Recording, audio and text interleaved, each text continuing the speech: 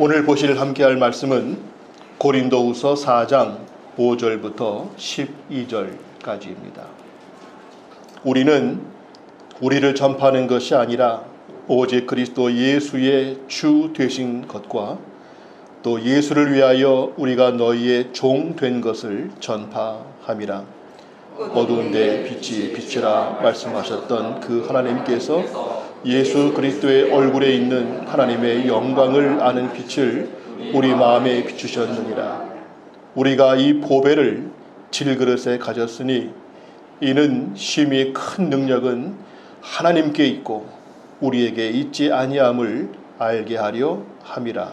우리가 사방으로 우겨쌈을 당하여도 쌓이지 아니하며 답답한 일을 당하여도 낙심하지 아니하며 박해를 받아도 버림받 되지 아니하며 거꾸러뜨림을 당하여도 망하지 아니하고 우리가 항상 예수의 죽음을 몸에 짊어짐은 예수의 생명이 또한 우리 몸에 나타나게 하려 하며 우리 살아있는 자가 항상 예수를 위하여 죽음에 넘겨짐은 예수의 생명이 또한 우리 죽을 육체에 나타나게 하려 함이라. 그런즉 사망 곧 우리 안에서 역사하고 생명은 너희 안에서 역사하느니라. 아멘. 같은 시간, 같은 기회를 맞이하면서도 서로 다른 입장에 따라서 그때에 다르게 시간들을 보냅니다. 이 추석 같은 명절을 맞이하면 사업하시는 분들은 대목을 맞이해서 이때 그 매출을 바짝 올리기 위해서 온갖 신경을 씁니다.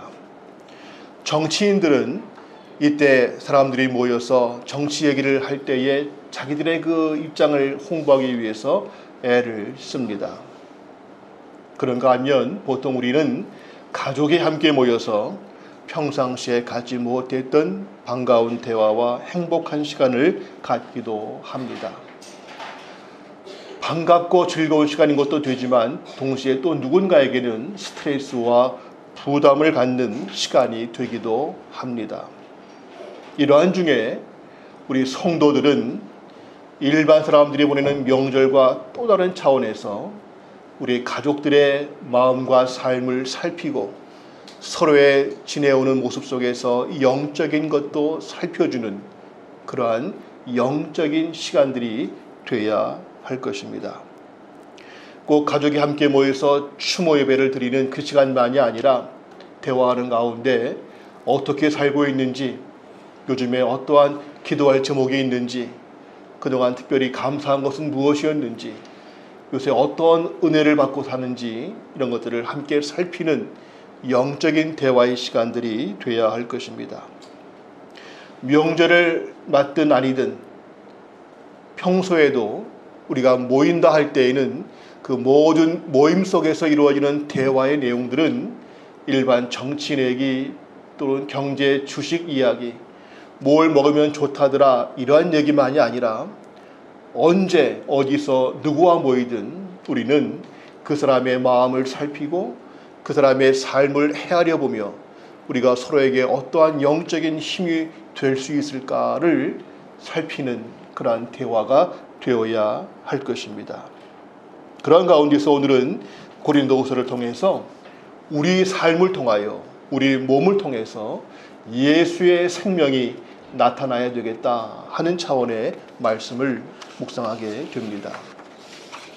첫째로 오늘 주시는 교훈은 우리 모두는 연약한 질그릇인 것을 잊지 말아야 한다는 것입니다. 이 질그릇의 의미는 아시는 것처럼 깨지기 쉽다는 것, 연약하다는 것이고 또 이 질그릇은 특별히 주목할 만한 가치가 없다는 것, 이것이 의미이죠.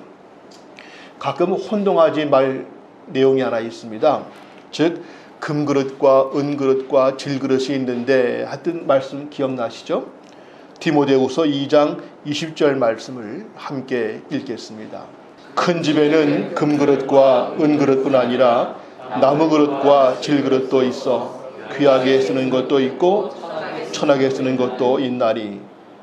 금그릇, 은그릇, 질그릇 다 다르구나 하면서 요즘 소위 금수저, 은수저, 흙수저 하는 것처럼 같은 성도라고 해도 좋은 대학 나오고 좋은 취직을 하고 뭔가 스펙이 많이 쌓이면 그 사람은 금그릇처럼 귀하게 쓰일 것이고, 배운 것도 없고 가진 것도 없고 특별한 능력도 없는 사람들은 그냥 질그릇 같은 사람들이구나, 이왕이면 금그릇이 돼야지, 이런 차원의 말씀이 결코 아니고, 이 말씀의 포인트는 그 뒤에 나와 있는 어떠한 그릇이건 관계없는데 쓰이는 그릇은 한 가지 조건이 필요하다. 깨끗해야 된다. 깨끗하지 않은 그릇은 쓰일 수 없으니 너희 자신을 깨끗하게 준비하라. 즉 금이냐 은이냐가 문제가 아니라 깨끗한 자가 쓰임받는다. 그 말씀의 포인트죠. 우리는 주님 안에서까지도 자꾸만 내가 누구라는 사실을 나타내 보이고 싶어 합니다.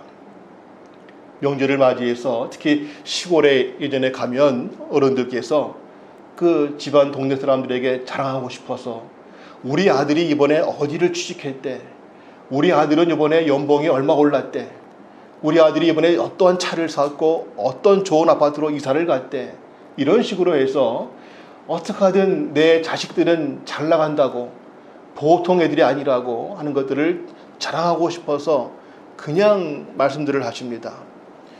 사실 듣다 보면은 내용을 알면 그 자랑거리가 아닌 것까지도 잘 모르시고 무조건 좋은 줄 알고 자랑하는 경우들이 많이 있었습니다.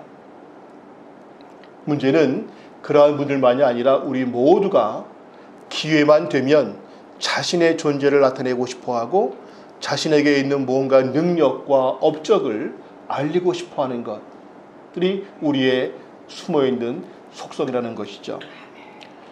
때로 교회에서 봉사하는 분들 가운데에도 내가 지금 교회에서 이렇게 주보를 나눠주고 식당 봉사할 사람이 내가 아니야. 나 과거에 이런 사람이었어.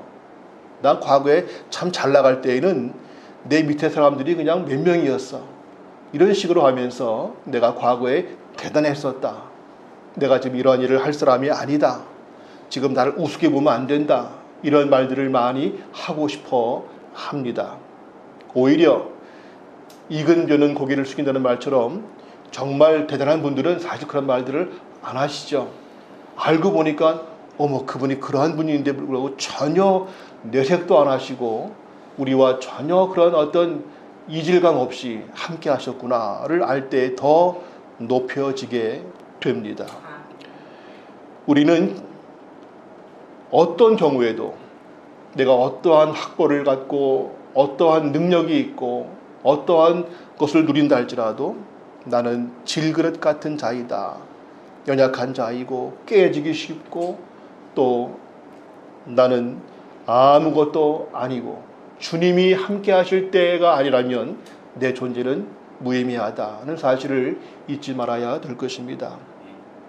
야곱이 어릴 때부터 꾀를 내어서 뭐든지 자기는 마음만 먹으면 할 수 있는 것처럼 여겼고 또 하는 대로 열매도 많았습니다. 삼촌에게 갔을 때에도 그냥 그는 계획만 짜면 다 되는 것처럼 보였습니다. 그러나 정작 돌아오면서 약복강에서 기도할 때에 밤새워 기도했고 그의 다리를 절기까지 하면서 그가 마지막 고백한 것은 하나님이 나를 축복하지 아니하시면 내가 결코 놓을 수 없다. 지금까지는 내 꾀와 지혜와 내 능력으로 살아올 것처럼 여겼지만 이제 정말 중요한 순간 앞에서는 나는 할 수 없다고 주님밖에 없다고 그 간절한 기도의 몸부림이 있을 때에 그는 야곱에서 이스라엘로 바뀌게 되었습니다. 오늘 우리가 우리 삶을 통해서 예수님의 생명이 나타나기를 소망한다면 먼저 고백할 것은 나는 질그릇같이 연약하고 부족한 자요. 난 아무것도 아니며 하나님께서 나를 붙들지 아니하시면 나는 의미가 없다고 고백할 수 있어야 될 것입니다. 야고보서 4장 14절 말씀 함께 읽습니다. 내일 일을 너희가 알지 못하는도다. 너희 생명이 무엇이냐? 너희는 잠깐 보이다가 없어지는 안개니라. 안개와 같이 뭔가 좀 있었나 싶으면 금방 사라지는 70, 80, 앞으로 100세를 산다 할지라도 그 모든 것은 영원한 하나님 앞에서는 안개와 같은 인생, 순간인 인생을 우리가 영원 속으로 이어지는 그 믿음은 오직 하나님의 은혜일 뿐이고, 나는 아무것도 아니다. 내가 좋은 대학을 나왔다. 내가 이러한 과거의 업적이 있었다. 내 경험이 스펙이 이렇다. 그 모든 것들이 주님 앞에서는 아무것도 아니라는 사실을 진정으로 고백하면서 오직 할 수 있는 것은 하나님께서 허락하시면, 하나님께서 함께 하시면 그때는 할 수 있지, 그 외에는 나는 아무것도 아님을 고백할 수 있어야 한다는 것입니다. 두 번째로, 우리를 통하여 주님의 생명이 나타나기 위해서는 우리는 예수를 위하여 서로의 종이 되어야 한다는 사실입니다. 오늘 본문 5절 말씀을 다시 한번 같이 읽겠습니다. 우리는 우리를 전파하는 것이 아니라 오직 그리스도 예수의 주 되신 것과 또 예수를 위하여 우리가 너희의 종 된 것을 전파함이라. 우리가 어떠한 경우라도 크리스찬이라면, 하나님의 자녀라고 하면 항상 언제나 고백해야 될 중요한 사실, 예수님이 우리의 주님이시다. 내 인생의 주는 내가 아니라, 우리 가정의 주인은 부모님이 아니라, 우리 교회의 주인은 목사가 아니라, 우리 모든 것의 주인은 예수 그리스도이시다. 또 한 가지 고백할 것이 있다면 그 예수님을 위해서 우린 서로의 종이다 하는 것을 고백해야 한다는 것입니다. 서로가 서로의 종이 되어라. 종이 되는데 그 목적은 아부를 해서 도움받고 뭔가 얻기 위해서가 아니라 예수를 위하여 서로의 종이 되어라. 바울은 고린도 교회를 향해서 내가 교회를 세웠고 내가 너희를 전도해서 이제까지 이끌어왔지만 난 너희의 주인이 아니다. 난 너희의 종이다 라고 합니다. 물론 종은 여러 의미가 있겠지만은 자기 인권이나 자기 의견이 없죠. 주인이 시키는 대로 하는 것이죠. 그러면 바울이 고린도 교인들이 시키는 대로 물 떠오라면 물 떠오고 일을 시키면 하고 그런 종인가? 그런 차원보다는 다른 차원에서, 즉 그들의 믿음을 돕는 자의 의미를 보여줍니다. 고린도후서 1장 24절, 오늘 본문보다 앞에 있는 말씀인데 함께 읽겠습니다. 우리가 너희 믿음을 주관하려는 것이 아니요 오직 너희 기쁨을 돕는 자가 되려 함이니 이는 너희가 믿음에 섰습니다. 너희를 주관하는 자가 아니라 너희의 기쁨을 돕는 자가 되고자 한다. 사실 바울 같은 정도면은 고린도 교회를 향해서는 너희가 내 말을 감히 안 들어? 내가 누군지 알아? 하면서 그 고린도 교회를 향해서 바울이 어떠한 존재인지를 충분히 내세울 수도 있습니다. 그러나 바울은 끝까지 자기의 어떠한 공로와 눈물과 땀을 결코 내세우지 않고 오직 우리의 주인은 주님이시다. 그 주님 외에 그 누구도 주인이 될 수 없고 머리가 될 수 없고 주관자가 될 수 없다. 오직 우리는 너희를 돕는 자이다. 우린 가끔 어떤 조직이나 모임에 있을 때마다 우두머리가 되기를 원하죠.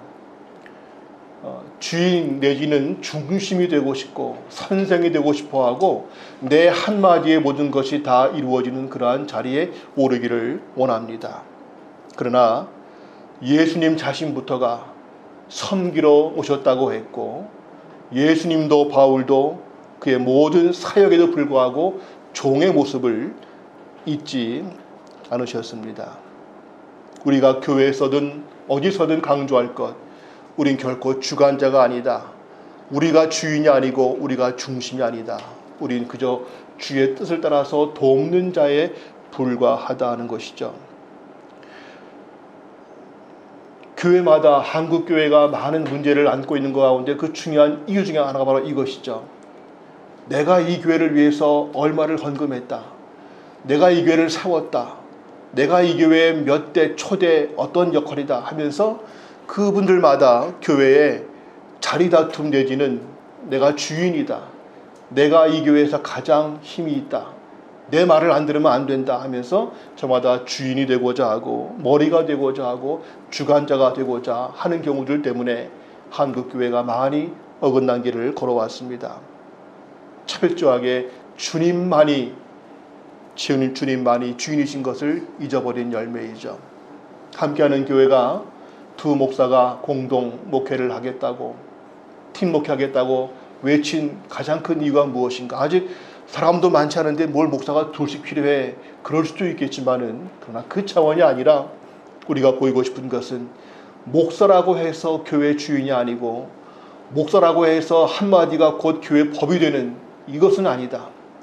목사가 모든 걸 좌지우지하다가 은퇴하고 나면은 그 다음 교회가 또 흔들려 버리고 어려워지는 이것 또한 문제가 되겠고, 오직 교회는 주님만이 머리이시고 그 외의 모든 사람들은 직분에 관계없이 한 지체요, 한 백성이요, 서로를 섬기는 자에 불과한 것이라는 사실을 이루고 싶고 보이고 싶은 마음에서 이렇게 했습니다. 교사가 학생을 가르친다고 해서 교사가 주인이고 머리가 아니라 학생들을 정말로 받들고 그들이 그리스도의 모습으로 세워지기를 섬기는 돕는 자이지 결코 위가 아니죠. 요즘 소위 꼰대라는 말도 하고 있지만은 옛날같이 내 나이를 몰라보고 내가 누군지를 몰라보고 나를 무시한다 이런 말들을 할 때가 아니라, 지금은 무시당하는 것이 문제가 아니라 오직 주님만이 높아질 수 있다 그러면, 세례요한이 그랬죠. 제자들이 와서 선생님, 우리를 함께하던 사람들이 다 떠나서 저 예수님께 갑니다. 어떻게 하면 좋겠습니까? 그럴 때 세례요한이 나는 쇠하고 주님만이 흥해야 된다 하는 것처럼, 우리는 내가 교회에서든 어디서든 무시를 당할 때 그것을 전혀 기분 나빠하지 않고 당연하지 내가 뭐라고, 그러나 주님만 높아지면 나는 감사할 수 있다. 그런 마음으로 우리는 누가 누구에게도 높은 자, 지배하는 자가 아니라 우리 역할은 서로 돕는 자가 되어야 할 것입니다. 이 돕는다고 할 때에는 뭘 알아야 돕기 때문에 우리가 GBS를 모이고 함께 하는 것도, 즉 지식을 공부하기 위해서 공부하는 것이 아니라 그 공부한 기초 위에서 서로의 삶을 함께 돌아보고 무엇이 필요한지, 어떻게 기도해 주면 좋을지, 마음이 무거울 때에는 마음의 위로를 주고 어떻게 하면 좋을지 모르겠다 할 때에는 내 경험과 지혜로 함께 도움을 주고, 기도가 필요할 때 함께 기도해 주고, 우리의 모든 시간과 은사와 모든 것들을 함께 나누어 줄 수 있는, 우리는 결국 역할이 무엇인가? 돕는 자이다. 나를 통해서 또 누군가에게 주님을 알게 하고 주님을 닮도록 만들어주고 그가 또한 그리스도인의 모습을 가지고 살아갈 수 있도록 돕는 자이다. 난 직장에서도 돕는 자이다.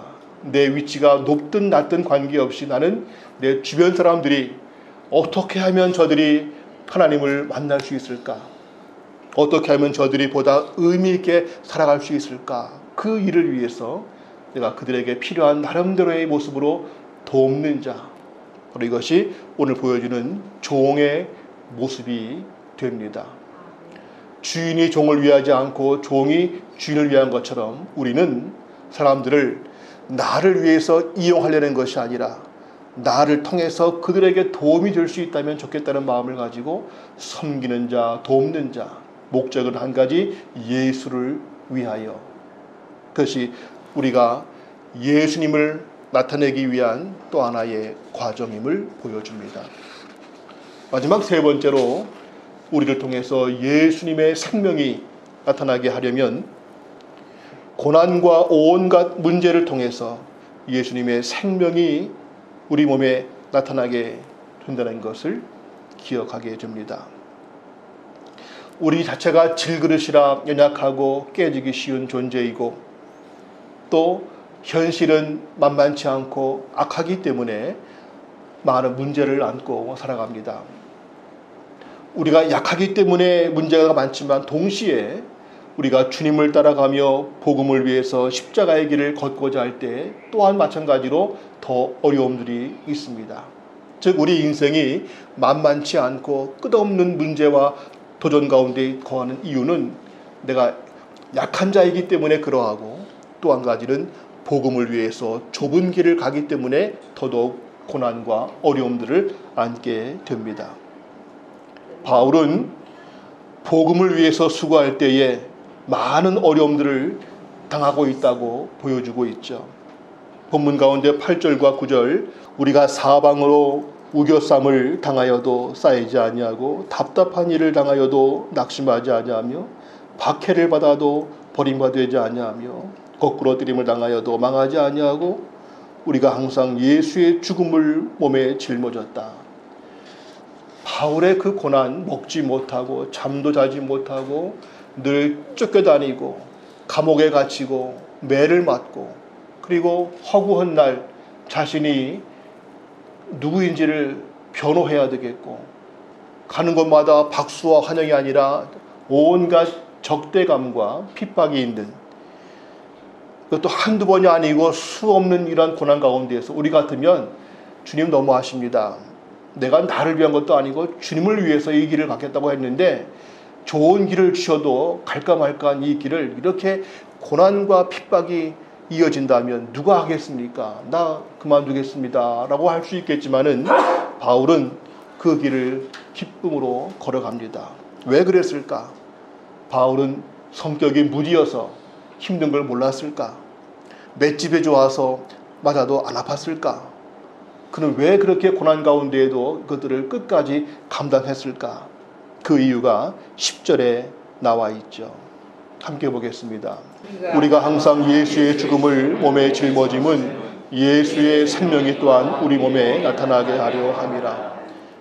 그가 알게 된 것은 십자가를 봤을 때 십자가 없이는 부활이 없음을 알게 되었고, 그것은 예수님만이 아니라 예수님의 그 길을 따라가는 우리 모두에게도 고난과 십자가 없이는 영광과 생명이 없음을 그가 알았기 때문에 그 원리를 그대로 순종하고 있음을 보여줍니다.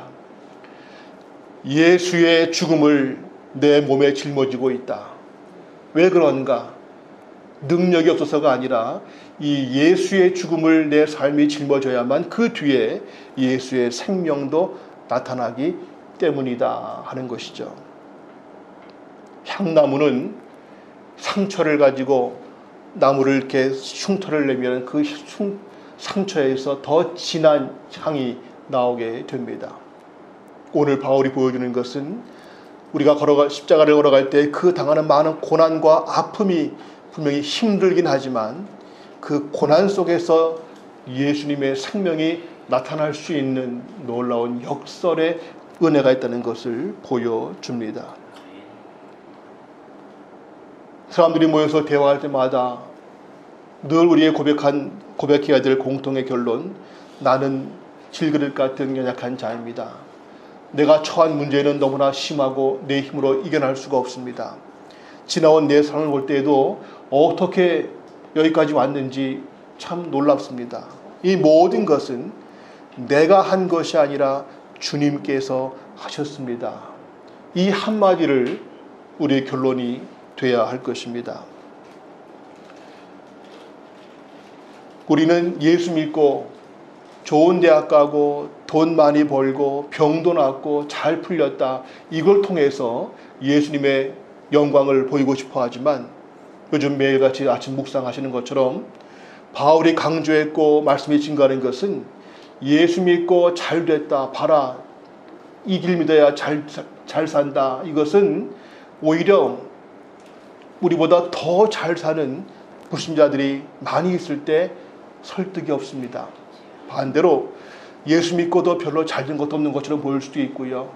허구한 날 재미없게 사는 것 같고 고난이 끊이지 않고 손해보고 바보 취급당하고 왜 그렇게 사나 싶었는데, 약하게 보였지만 시간이 흐른 뒤에 봤더니 정말 인생이 의미 있고 행복한 삶은 그쪽이었구나. 당장은 보일 것이 없어 보여서 답답하고 안타까웠지만 시간을 길게 볼 때에는 과연 무엇이 진정 의미 있는 삶이었던가 할 때에 영원한 생명과 그 행복은 여기였구나 하는 것을 보일 수 있는, 그것이 우리의 걸어가야 될 길입니다. 십자가 달리신 주님께서 당장 그 앞에 로마 군인들이 그랬죠. 네가 지금 내려올 수 있으면 내려와라. 그럼 다 믿겠다. 우리 같으면 내려오고 싶지요. 왜 굳이 거기서 고통 가운데 3일을 있습니까? 그러나 주님은 그 당장 내려오면 사람들이 박수치면서 역시 할 것 같지만 그것이 아니라 시간이 필요하고 인내와 아픔과 그 절제와 수치와 모욕의 과정을 거쳐야만 부활이 있던 것처럼 오늘 십자가를 따라가는 우리의 삶 가운데에도 기도했더니 척척 이루어지고 뭐든지 만사 형통이 되어버리는 이걸 우리는 원하고 있지만은 이것은 기복적인 신앙의 열매이고 있고요. 우리가 추구하는 것은 주님 시간이 걸려도 좋습니다. 인내하겠습니다. 내 뜻대로 안 되어도 좋습니다. 주님 뜻대로 따르겠습니다. 이것이 안 되어도 전 괜찮습니다. 주님 원하시면 전 좋습니다. 내 모든 걸 잃을지라도 주님께서 주시는 새로운 것이 있다면 나는 만족할 수 있습니다. 외양간에 소가 없고 무화과 나무에 잎이 없고 아무것이 없을지라도 오직 주님이 함께 하시면 나는 감사할 수 있다고 하는 그 믿음, 바로 이 믿음을 통해서 고난과 아픔과 절망을 통해서만이 진정한 예수의 생명이 보여지게 된다는 것이죠. 때문에 우리가 정말 나를 통해서 예수님의 생명, 그리스도의 향기가 이루어지기를 원한다면 내가 예수 믿고 부자 되고 일이 잘 풀렸다 이걸 보이려고 하지 마시고 내가 의로운 길을 걷기 위해서 수없는 고난과 아픔, 눈물과 땀, 때론 손해와 어떠한 아픔을 절망도 겪어봤지만 결국에는 주님께서 이 모든 것을 합력하여 선을 이루셨다고 고백할 수 있는 그 자리가 될 때만이 예수의 생명이 보일 것입니다. 주님이 나를 도와주셔서 내 일이 잘 풀렸다. 결국 나를 보이는 것이 아니라 나는 할 수 없는, 당신도 알지 않는가? 내가 뭐 배운 게 있냐? 가진 게 있냐? 능력이 있느냐? 그러나 내가 이렇게 된 것은 내가 아니라 주님이시다 하는 것을 보일 때만이 예수의 생명이 나타나게 될 것입니다. 그러기 위해서 우리는 철저하게 더욱 낮아지고 우리가 아무것도 아닌 것을 보일 때만이 주님이 나타나시게 될 것입니다. 그렇다면은 이렇게 고난과 절망과 끝없는 아픔과 도전이 올 것인데 그때마다 어떻게 할 것인가? 먼저는 그럴 때마다 그 일을 피하려고 하지 마시고 거룩한 의로운 고난과 아픔을 기쁨으로 하나님께서 역사하시고자 하시는구나 이렇게 기다리면서 새로운 역사하심을 바라보는 그러한 마음 자세가 필요합니다. 또 한 가지는 그런 가운데서도 어두울 때 빛이 더 바라는 것은 맞지만 그 빛도 더 빛이 강해야 되는 것처럼 핸드폰도 충전이 약해지면 기능을 발휘할 수 없는 것 같고 요즘 디퓨저 많이 방에다 쓰시죠? 오래되면 그 향이 날아가서 밋밋합니다. 새로운 향을 보여야 되죠. 우리 안에 더 주님께 집중하고 더 성령으로 충만하고자 힘쓸 때만이 거기서 진정한 예수의 강한 생명력과 강한 그리스도의 향기가 나타나게 될 것입니다. 때문에 이 명절을 맞이해서 사람들을 만나고 대화할 때 또 우리가 평소에도 늘 사람들과 어울릴 때 우리의 모든 대화의 결론, 당신도 알다시피 나는 아무것도 아니고 난 질그릇이다. 난 당신보다 나은 것이 하나도 없다. 내가 당신보다 잘 될 이유가 없고 할 말이 없다. 그러나 한 가지, 주님께서 나와 함께 하시기에 난 당신이 비교할 수 없는 놀라운 은혜와 평강과 생명이 내 안에 있다는 것을 보여줘야만 될 것입니다. 이제 마치면서 우리가 어떤 일을 하든 얼만큼 살든 관계없이 우리의 삶의 교훈은 예수는 우리의 주님이시고 그분은 살아계시고 예수 안에서 우리 모두가 모든 것을 이룰 수 있다는 것을 보여줘야 될 것입니다. 나를 주목하지 말라고 바울이 그랬죠. 나를 주목하지 말라. 내가 하는 이 모든 사역은 내 학벌 때문이 아니고 내 가문 혈통 때문이 아니다. 나는 아무것도 아니다. 내 모든 것들은 배설물로 버렸다. 오직 한 가지 예수 그리스도, 그분 없으면 난 아무것도 할 수 없다. 이것이 바울의 고백인 것처럼 우리가 사람을 만날 때마다 누구와 대화하든지 간에 우리의 고백, 나는 아무것도 아니다. 당신이 아는 것보다 난 훨씬 더 난 부족한 자이다. 그러나 이 모든 것 가운데 주님이 함께 하시면 우리는 무엇이든지 가능할 수 있음을, 주 없이 살 수 없지만 주님이 함께 하시면 무엇이든 가능하다. 이것을 보여주는 진정한 그리스도의 생명력이 우리 가운데 나타날 수 있기를 소망합니다. 기도하겠습니다. 살아계신 아버지 하나님, 주님께서도 이 땅에 오셨을 때에 왕으로서가 아니라 종으로 오셨고, 사도 바울도 또한 지식 많은 유능한 가문의 혈통으로가 아니라 낮은 자로, 종으로 쓰임받은 것처럼 오늘 저희들도 이 땅을 살면서 잘나고 유명하고 출세하고 화려한 자가 아니라 주목받지 못하고 가난하고 내세울 것이 없는 그러한 자가 될지라도 나는 아무것도 아니지만 질그릇 같은 내게 주님이 함께 하셔서 이 모든 것이 가능했음을 보여줄 수 있기를 원합니다. 내 삶을 통해서, 내 몸을 통해서 그리스도의 생명이 증거되기를 원합니다. 그러기 위해서 나는 더욱 감춰주시고 나를 더욱 낮춰주시고 오직 주님만이 나타날 수 있도록 인도해 주시기를 원합니다. 지금도 그러하지만 먼 훗날 내 인생을 마감할 때에도 내 인생의 모든 것은 주님의 은혜였고 예수님만이 나의 주인이심을 고백하면서 그 선한 목자이신 주님 앞에 내 인생을 맡기고 내 가족을 맡길 수 있는 그러한 삶이 되게 하여 주시옵소서. 예수님의 이름으로 기도합니다. 아멘.